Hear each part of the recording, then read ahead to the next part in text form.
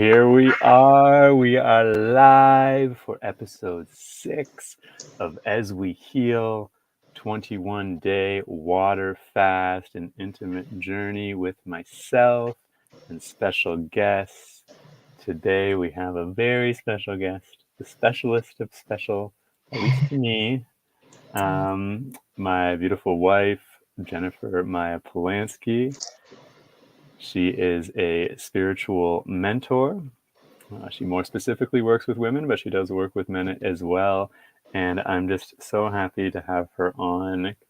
Obviously, I feel most comfortable with my beloved wife, and it'll be, it'll be a deep dive, and I'm sure it'll get quite intimate and detailed. And if you have any questions, feel free to put them in the comment section, and we will do our best to get to them on the episode. And I just want to pass it off to you for a moment, my love, before I lead in a little spiritual practice, just to share a little bit about yourself. So what I do is I help people come home to themselves. It's a desire to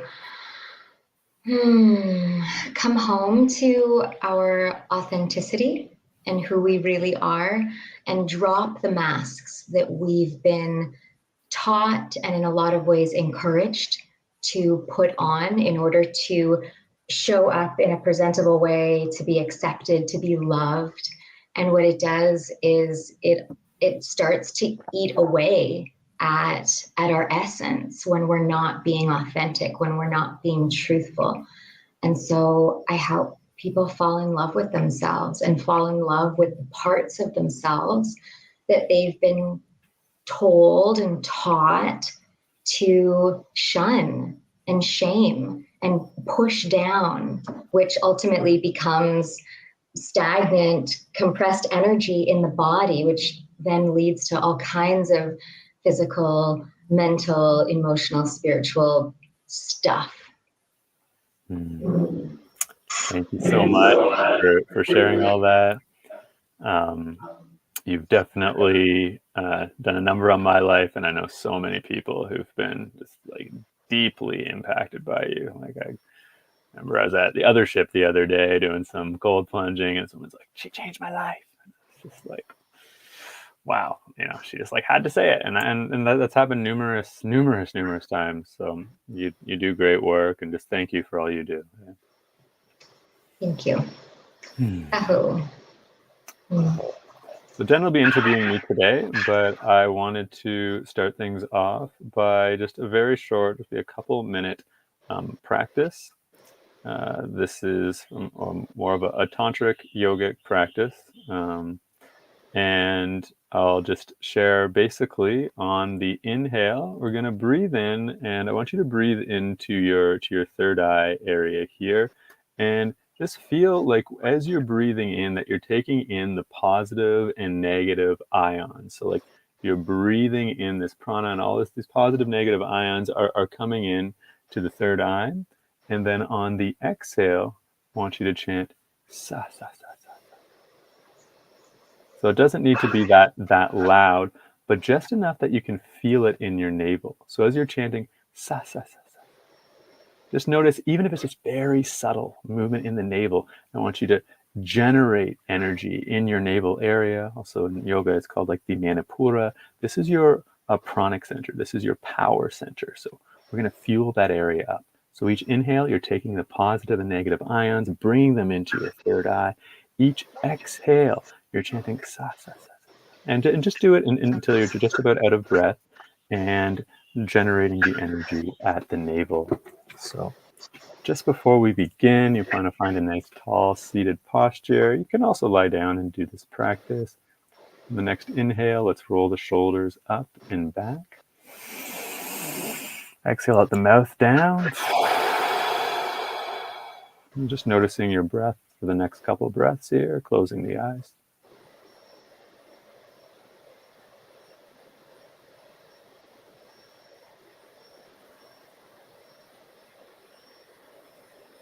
And on your next inhale, breathing into your third eye.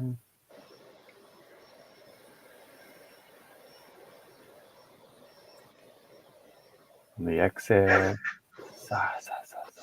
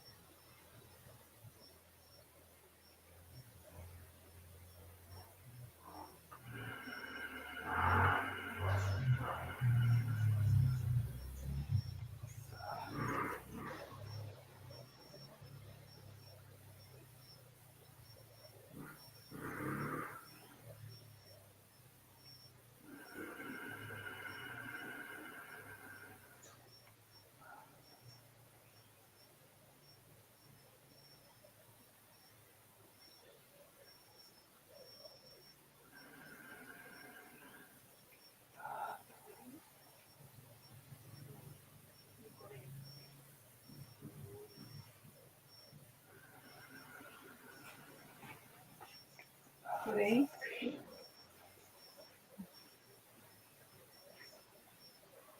And the next inhale, bringing all those positive and negative ions into the third eye. Generating that energy up the navel.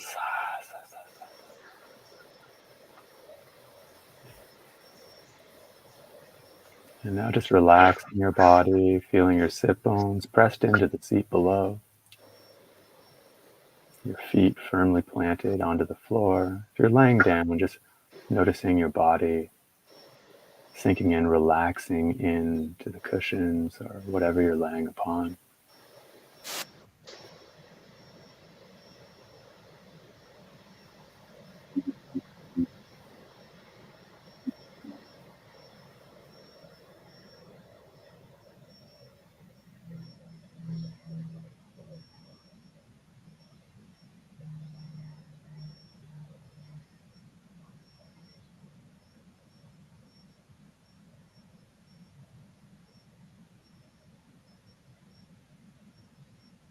And inhale.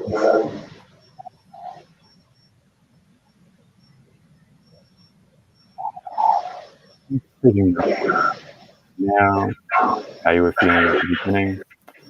I'm also getting a lot of feedback. I think it's on your end, Jen. I don't know if there's something you can do with your microphone. Okay. So I'm going to pass things off to my beloved. I hope you all enjoyed the practice. I teach Tantra Kundalini yoga every Monday when I'm back at home, and it's also part of the ways that I support people in their empowerment and their healing. I'm currently offering a 3-month mentorship that is $500 off. So if interested, I'm offering a free consultation to anyone who would like that. Alrighty. Thank you so much for that practice. I'm so happy we did that.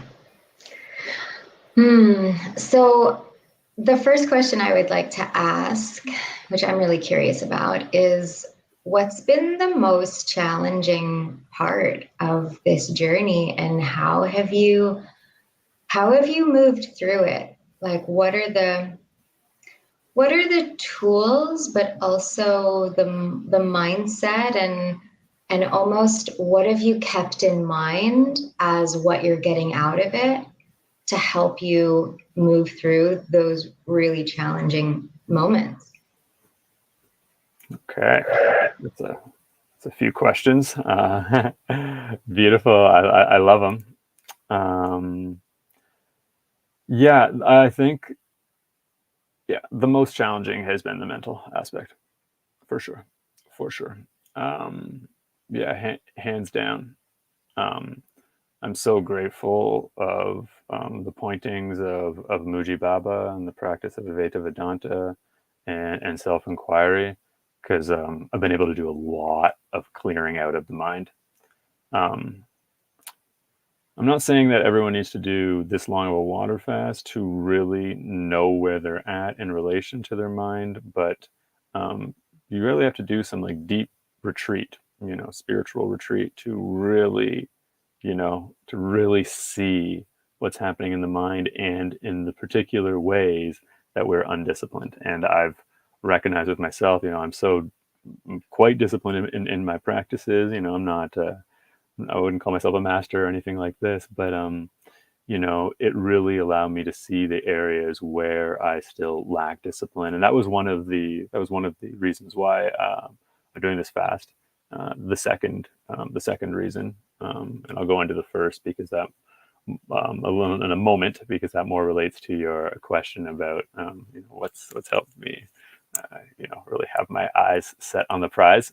Um, but yeah, it's been really um, challenging to recognize these moments where it's like, man, I feel like it's just the mind is just going, and um, you know, and I'm like judging or like resisting or reacting, and then it just creates more, and then there's just so much like mind stuff, and then I see myself like wanting to get away from it, you know and then as soon as that start happens, that's almost like the origin of like impulse. That's like that is like when we retreat from ourselves. And like you know mastery of the mind is just it's just essential to life, because without there being, and I don't necessarily know if we need to call it a practice, but I will call it a practice in this case. Without there being some sort of practice of being able to observe the mind in a way where you're not feeding each thought that comes. And it's okay to feed certain thoughts, of course, like there's certain things we want to think about, and things that, like, okay, this is leading somewhere, so I want to continue to give my attention here. But the fact is, if we don't have discipline in this way of, like, when thoughts come, and we can't help but indulge more, or just notice ourselves getting like super worried, or these kind of things. Basically, what happens, and this is the vast majority of people, which is why there's mental disorder, to me, is a pandemic. You know, is that when there isn't this type of practice, the mind is basically always to some degree cluttered. Like there's always something happening. There's even if it's just like a little bit of background noise, and you don't even notice that background noise as much if you're not meditating. And let's even take out the word meditating. Let's just call it listening.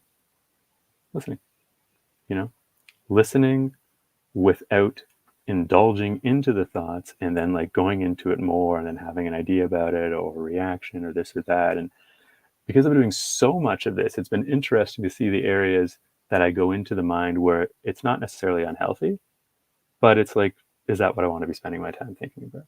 You know, which has been really nice to get to those points, because then I'm getting even more discipline around those areas. Because obviously there's some things around negative thinking, or like overly worrying, or these things that are just kind of obvious that you don't want to be doing. You know what I mean?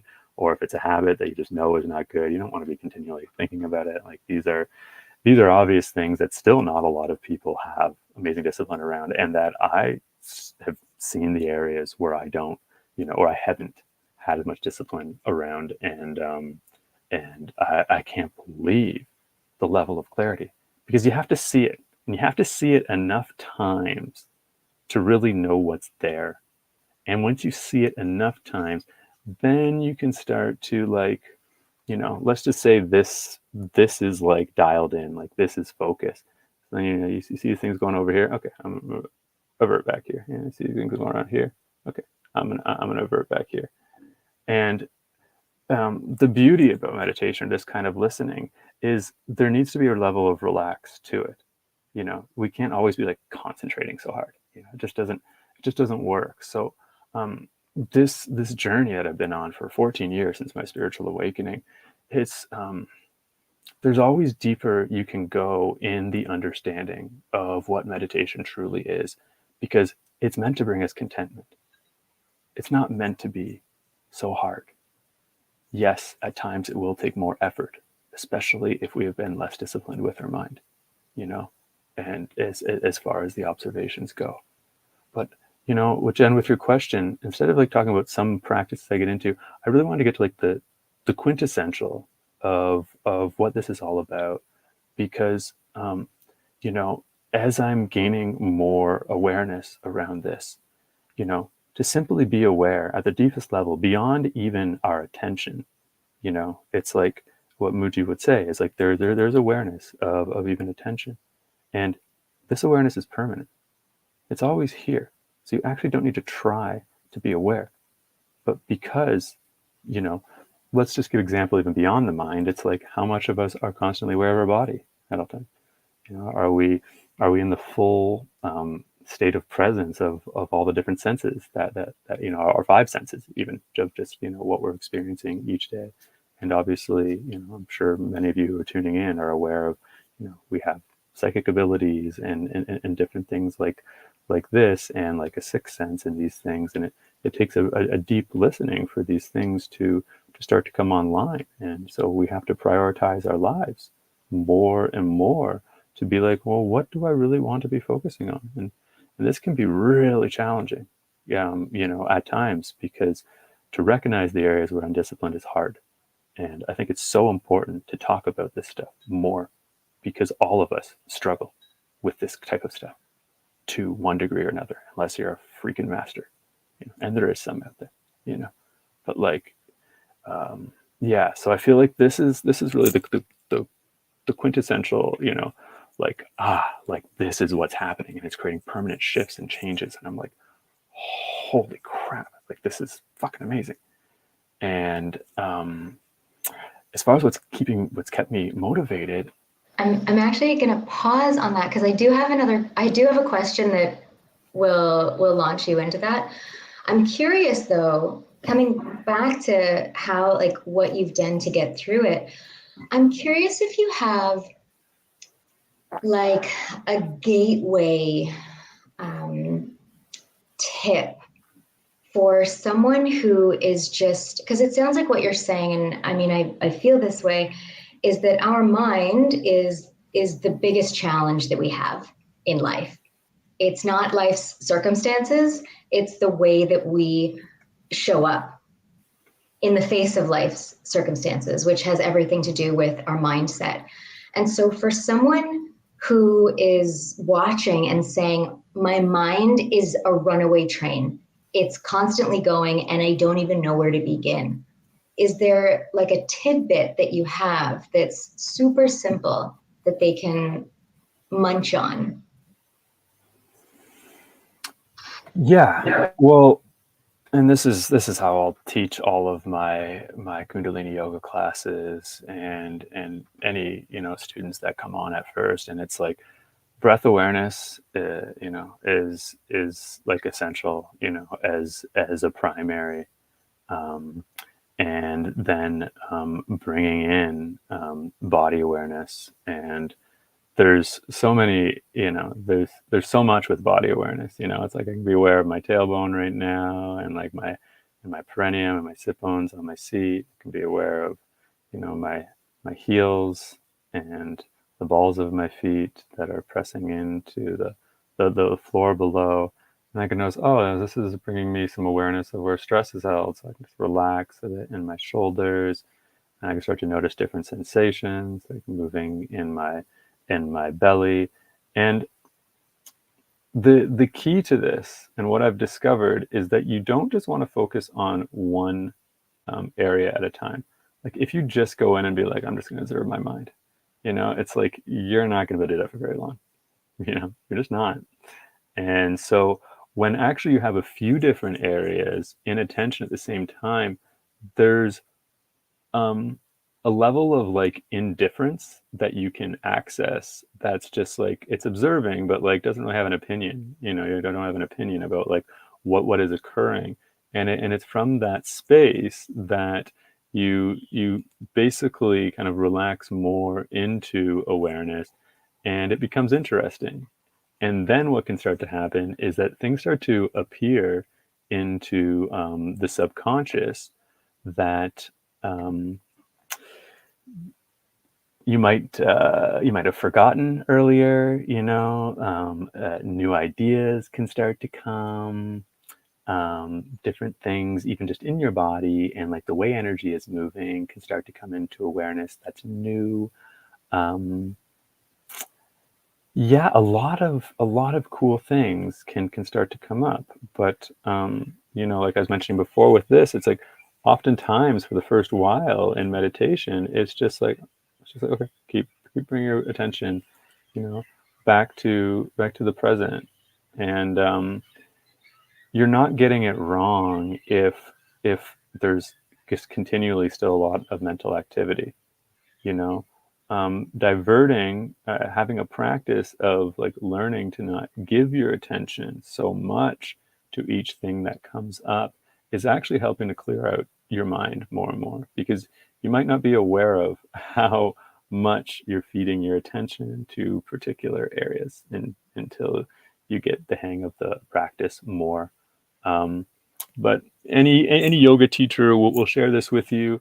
Sometimes it's very challenging just to go ahead and sit. So it's good to do pranayama. It's good to do breath work. It's good to have some type of Kriya yoga practice like hatha, get into the asanas, do the Kundalini work and Kundalini yoga. And it helps to get you into that space. And then you can experience it more. You more know what it is. And I want to say this to any more seasoned practitioners or people that are tuning in that have more experience. So just because you have a lot of experience, it's important because I have a lot of experience, and I know you do, my love.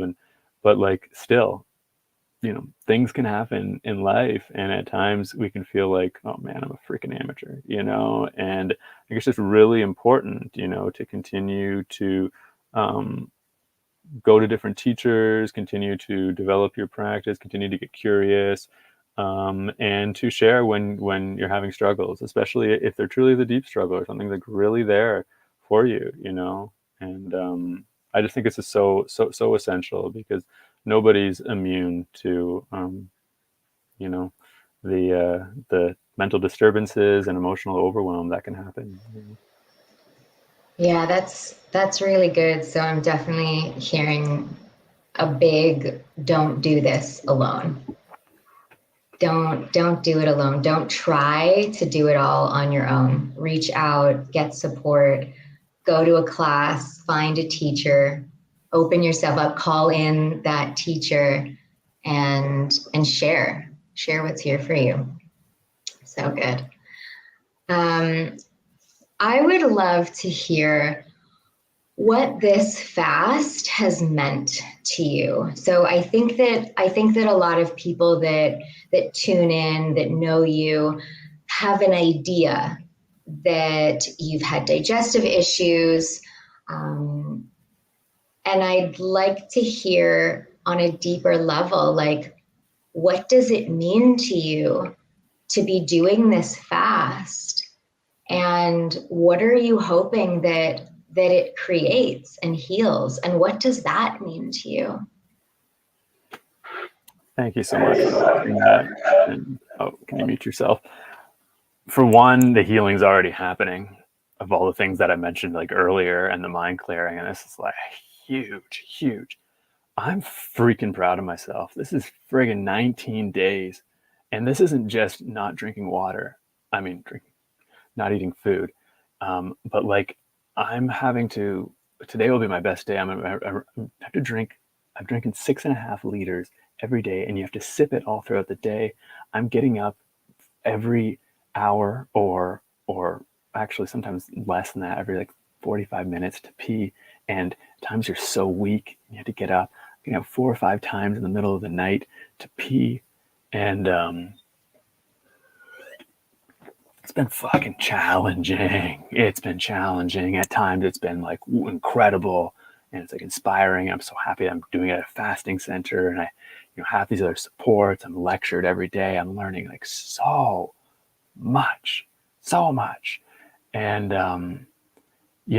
it's I started to have these issues 14 years ago, maybe even almost 15 at this point. And my whole life changed. And it was one night. I could see one day I could see that it, like, my health was starting to decline a bit, but like it was just in one day, puking bile at the beach, and then waking up the next day, and I was like puking at the beach for several hours, and it turned into bile, and then woke up the next day, and my body was never the same. Like, and I was like 175 pounds. And for me, because I was always a very lean guy, I had to work to get that muscle. Like I was like jacked. I had vitality. I partied a lot. There's a lot of things that I was doing that, I won't go into today, but around habits. And I'll share more about my story moving forward, because I feel like what I've found is the answer. And it means the fucking world to me. I don't know if I'll cry again. I've already cried twice today, and I was crying just before the podcast with you, but like, it's been really, really hard. Like having like gnawing pain in the stomach that just wouldn't go away, and like nausea, and suddenly I couldn't eat any of the foods that I was normally eating. Times like kept up at night, tons of inflammation, fatigue, bloating. After every time I'm eating, I'm having all of these symptoms, and it's like literally overnight. And these symptoms never went away.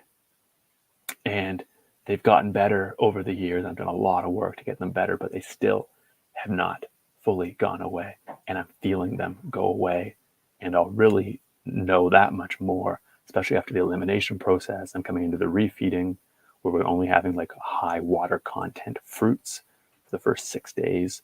And basically, like, what's going to come out is things that have been attached to the intestinal lining and colon for a very long time. It's basically dried fecal matter gets dried up in there, and there's like poisons, toxins, and this is in everybody to a degree, obviously different for different people. But you have to hydrate these areas so much, and not let anything into the system. This work can happen with particular juice cleanses and only fruit diets. These things can happen, but this is the hardest stuff to get to. Like this is the deepest possible detox one individual can do. I've done tons of research. If there's a deeper one, let me know. But like that pulls it off. Now all of a sudden, like your villi, which are these like little things in the intestines that help to like absorb nutrients, now available to absorb nutrients on a whole nother level.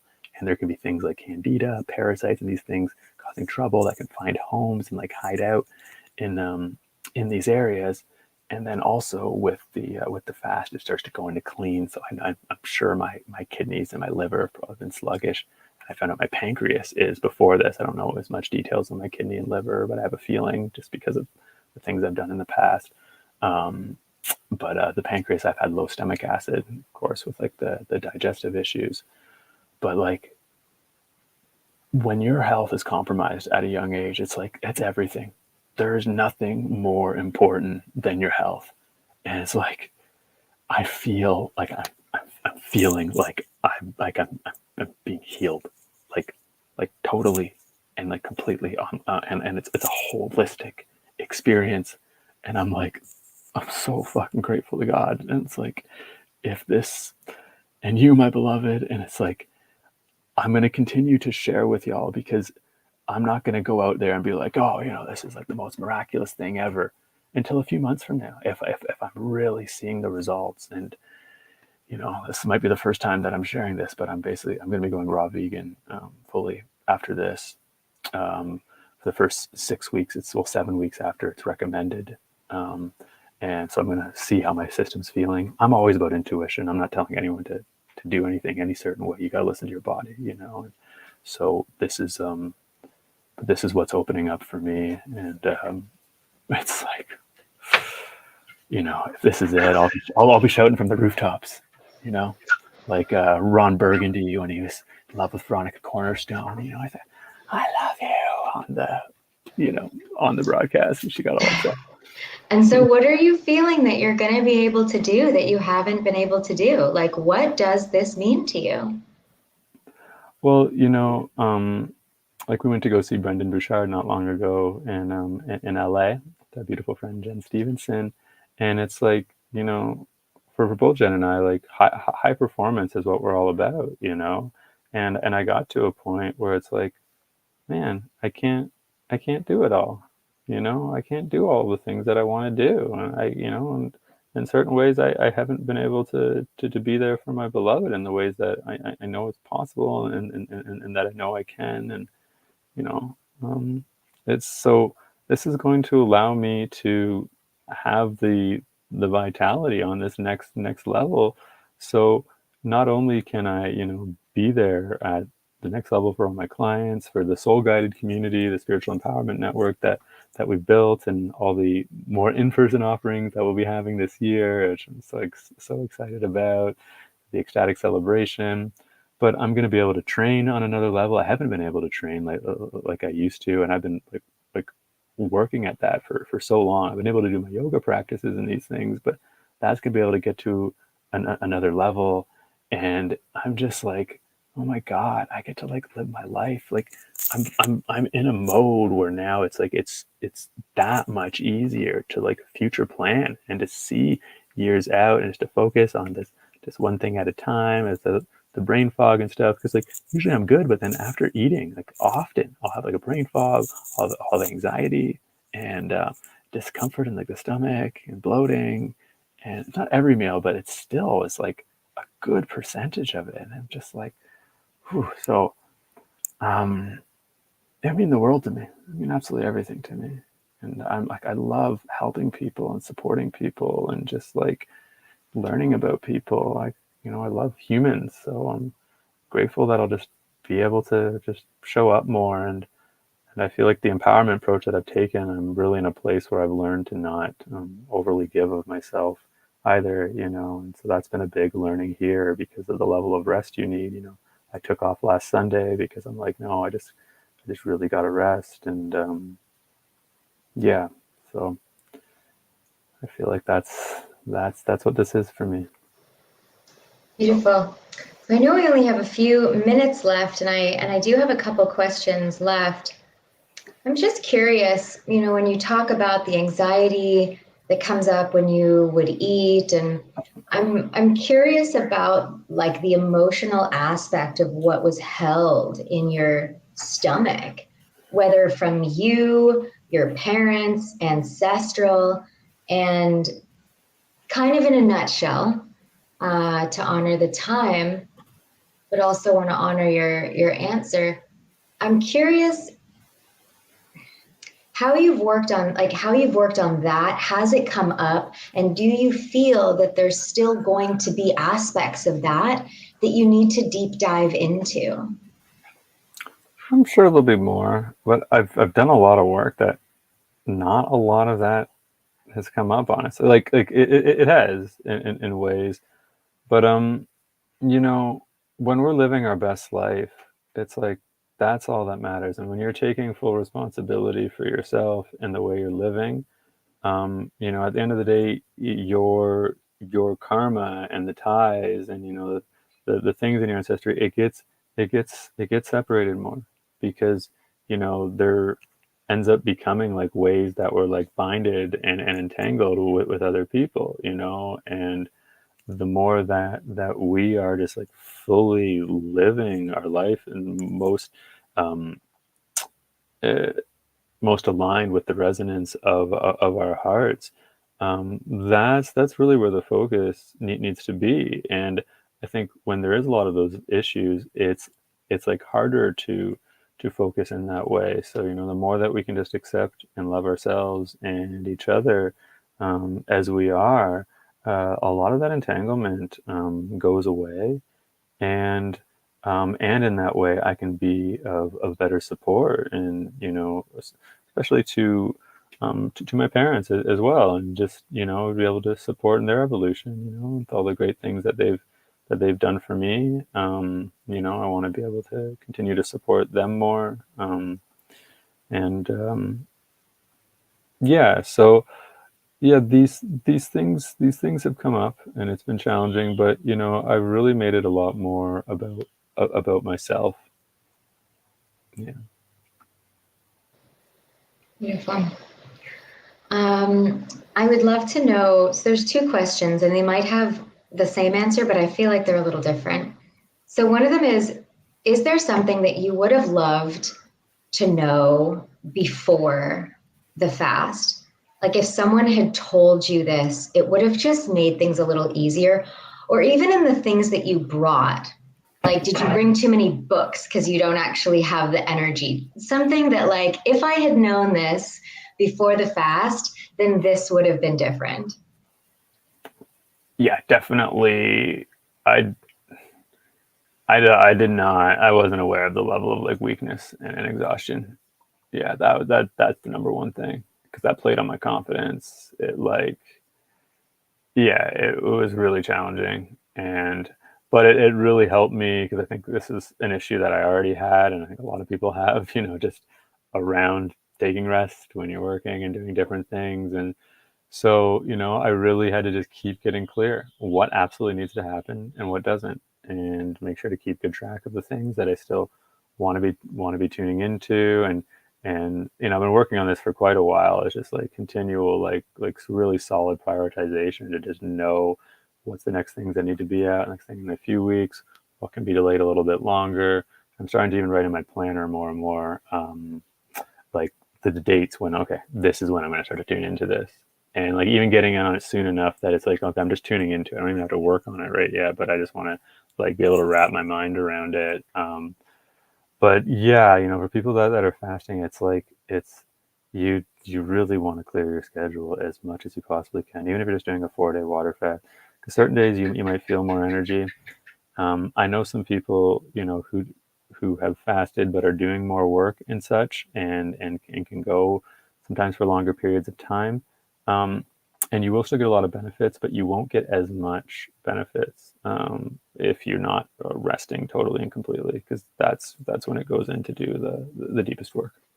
Interesting. Yeah, that's really interesting. And then last question, do you have a tip for others if they're curious about doing a water fast, whether it's 21 days or a shorter one? Um, what's your biggest tip or suggestion for someone? Hmm. Um, yeah, first seek someone out. I'm And not going to. not necessarily if they're thinking about it, but like if they're already going to do it, Oh, what's fun. like before they go, keep this in mind. Okay. And I'm sure some people, if it's a shorter one, maybe they're not going anywhere. It could just be from their home. If you are doing a longer one, I'd highly recommend, especially if it's your first, to do it supervised. I'm so grateful I did it this way. There's no way I could have learned everything that I've learned and to have the support of the other people around here. It's been like just monumental, the difference. Um, Tip if you have already decided and you're like okay let's go ahead and water fast, drink more water than you think you need and sip it. You don't want to drink too quickly because that can flush out your electrolytes. When you flush out your electrolytes, you're going to have issues.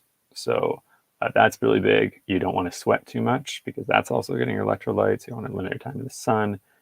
Basically, don't be doing any strenuous exercise. You can do a little bit of stretching or these kind of things, restorative yoga, which is great, one of Jen's specialties. Um, and I would have geared up a bunch of what you feel are good for you, high quality guided meditations. So just things where you can just kind of like just lean back. Like I'm I've listened to so many Muji meditations and satsangs and pointings. And also gear up some things that are good entertainment, for you because yeah, at times, you know, you're gonna just need a bit of a break. But make sure that it's nothing too, they would call it like rajastic in yoga, so nothing that's going to be too agitating. Um, and I see Stephanie said any change in heart rate and blood pressure, so they do monitor those things. And yes, there has been fluctuations. Those fluctuations can depend on a lot of different things. So if you are going to do it on your own, you want to go to that next level, it would be a very good idea to monitor your heart rate. Um, Monitoring your blood sugar levels is also a good thing. It's not too expensive to get a little thing that can do that.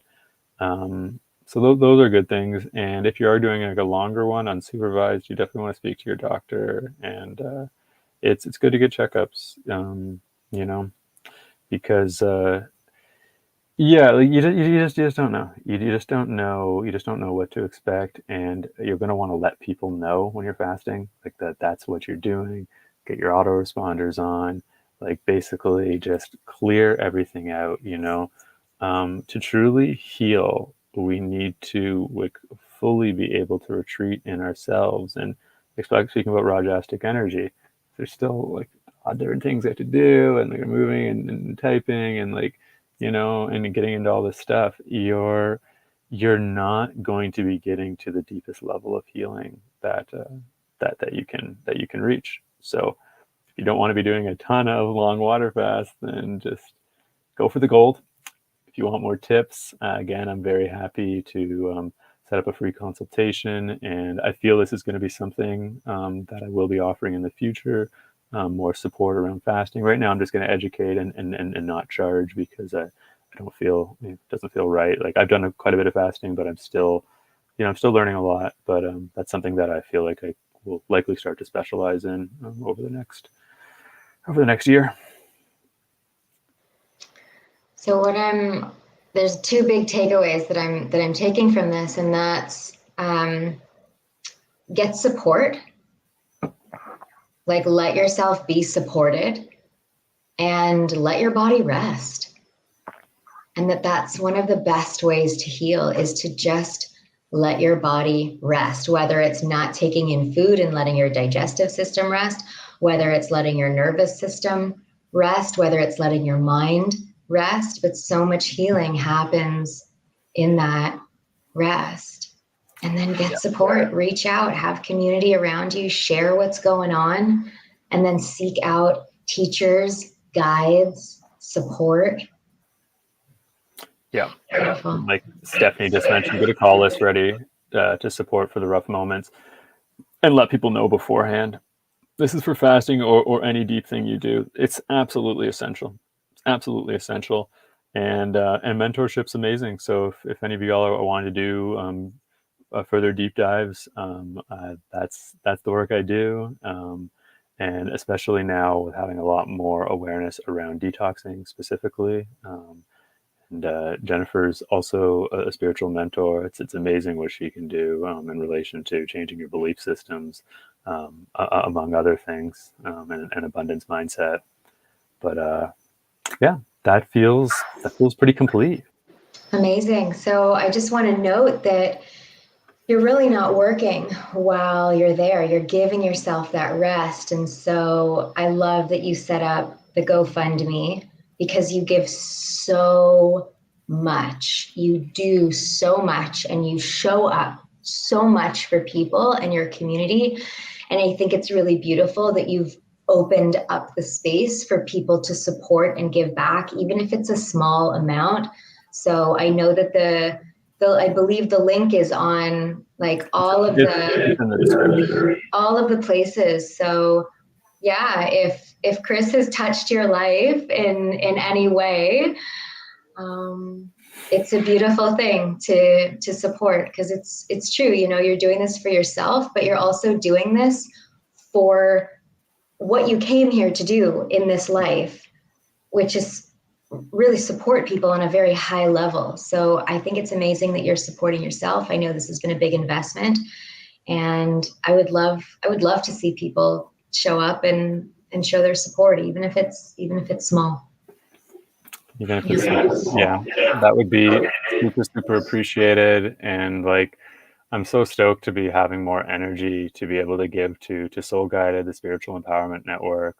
We'll be offering our first online sharing circle within a couple of weeks, and like we're really blasting off. And like our goal has been to be offering more and more things that don't cost any money, or are like low in cost, because like we need to come together as a community. Like we need to continue to share resources. Like I support a lot of people, and so does Jen, but like we're constantly supported. Like we're always in this reciprocal relationship with each other, and like supporting each other.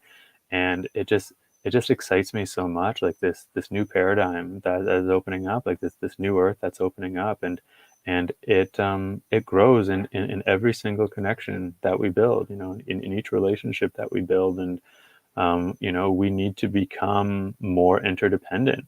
And one thing I'm already looking into is like wholesale organic fruits and veggies. So that's something you can speak with me about, because I'm gonna need to be eating a lot with this new diet as far as fruit and veg goes. So we're going to be setting up more and more things that are really just totally about building community. And yeah, so um, again, any donation helps in that way. If you want to learn more about Soul Guided, just message Jennifer or myself. Also, Jennifer's email is in the description if you want to set up a consultation with her. Beautiful. Well, this has been super fun. Thank you so much for having me on for your last podcast during the water fast aspect of it. And I'm really excited to keep following the journey. Yay.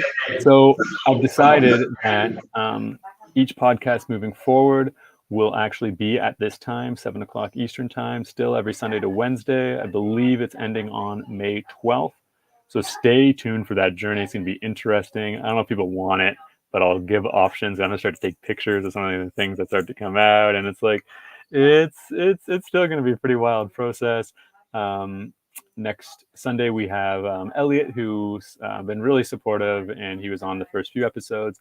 And then on the following Wednesday, we're going to have Sabina, who's a radiant health coach, and she's all into raw eating and detox. She's actually the one who put me on to this fast. I'm so stoked to be having her. So there's a lot more fun coming up, and a lot of great things. So excited to have y'all tune in. Please comment if you enjoyed this podcast, or if there's anything that you would like me to go into moving forward. So much love to you, and I'm happy to be on this journey with y'all as we heal. Mwah!